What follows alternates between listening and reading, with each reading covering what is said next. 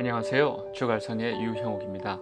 오늘은 삼손의 머리카락이 가지고 있는 비밀이란 제목을 가지고 이야기를 나눠보도록 하겠습니다. 삼손과 들릴라의 이야기는 우리가 잘 알고 있습니다.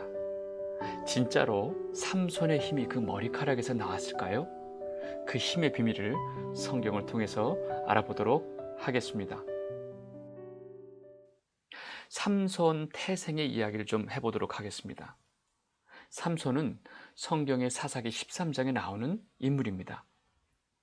당시 이스라엘은 블레셋의 압제 속에 있었고 그것은 이스라엘이 여호와의 목전에서 악을 행했기 때문이었다라고 성경이 기록하고 있습니다. 자식이 없었던 삼손의 부모에게 하나님의 사자가 잉태 소식을 알리고 앞으로 태어날 아들에 대해서 설명을 해줍니다. 하나님의 사자는 그 부모에게 그 아들을 나실인으로 구별하여 키우라고 합니다. 그리고 그 아들이 블레셋으로부터 이스라엘을 구원할 것임을 알려주었습니다. 여기서 우리가 나실인이 무엇인가를 좀 보도록 하겠습니다. 나실인은 하나님께 구별된 사람입니다. 그리고 반드시 지켜야 할 것들이 있었습니다. 민수기 6장 5절 그 서원을 하고 구별하는 모든 날 동안은 삭도를 절대로 그의 머리에 대지 말 것이라.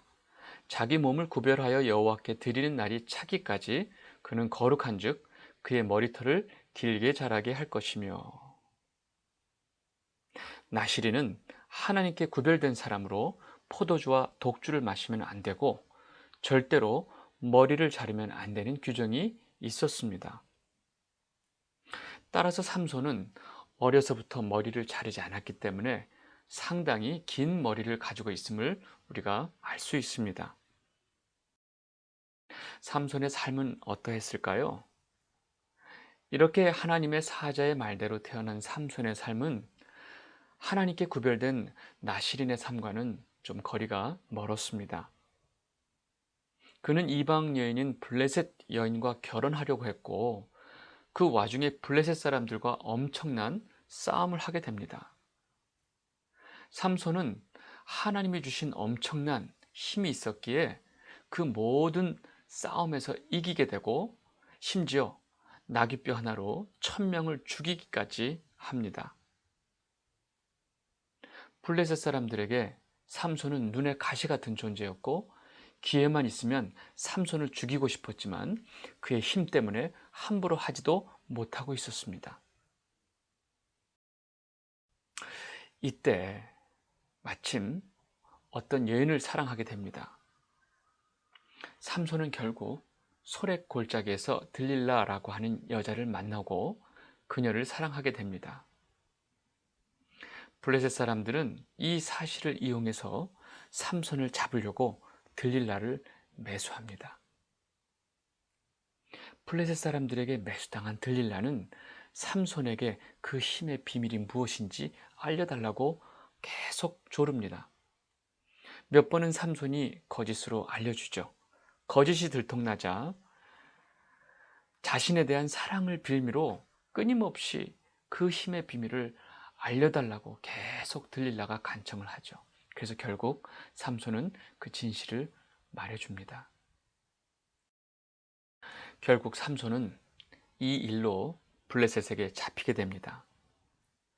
사사기 16장 17절 삼손이 진심을 드러내어 그에게 이르되 내 머리 위에는 삭도를 대지 아니하였나니 이는 내가 모태에서부터 하나님의 나실인이 되었음이라. 만일 내 머리가 밀리면 내 힘이 내게서 떠나고 나는 약해져서 다른 사람과 같으리라 하니라.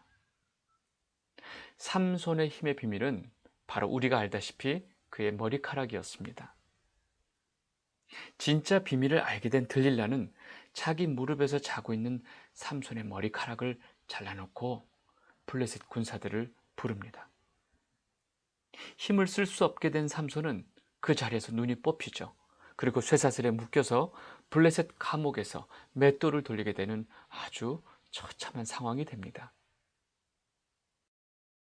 우리가 놓치고 있는 사실이 하나 있습니다. 여기까지 삼손의 이야기는 우리가 대부분 잘 알고 있는 것입니다.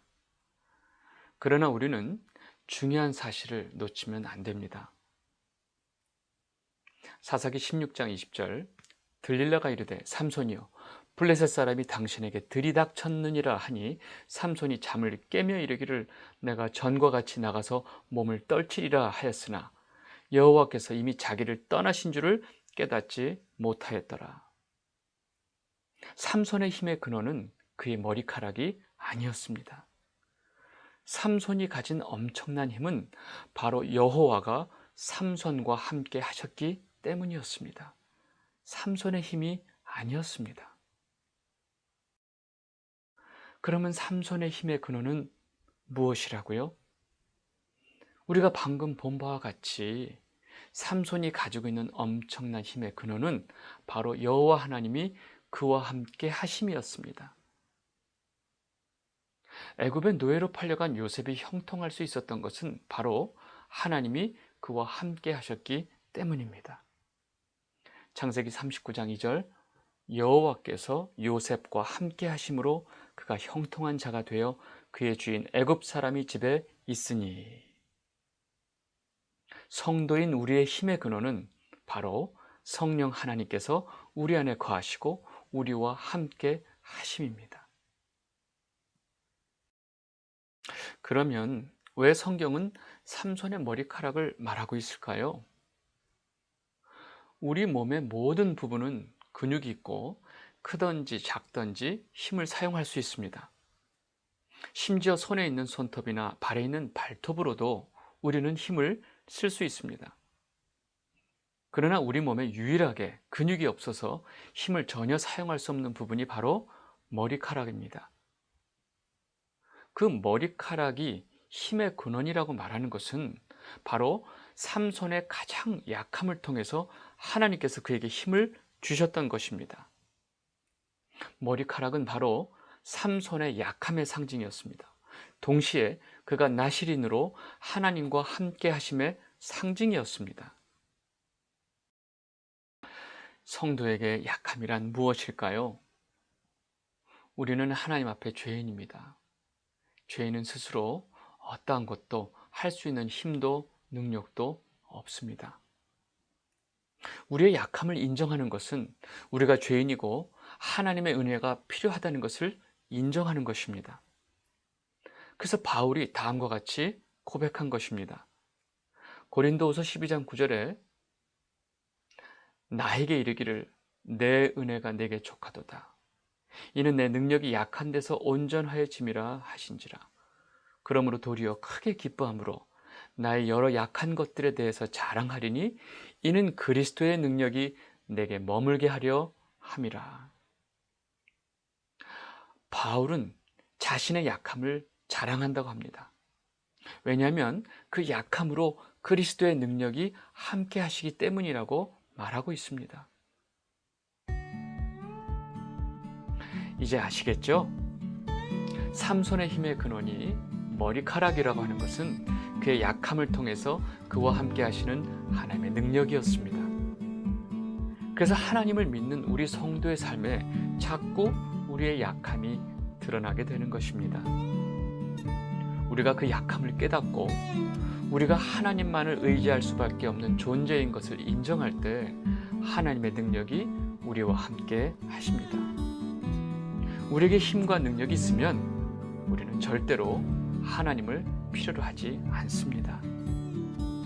그래서 우리의 약함이 우리의 강함이 되는 것입니다. 왜냐하면 우리의 약함을 통해서 하나님의 능력이 우리와 함께 하시기 때문입니다. 오늘은 여기까지 하도록 하겠습니다. 앞으로 주갈성 많이 구독해 주세요. 감사합니다.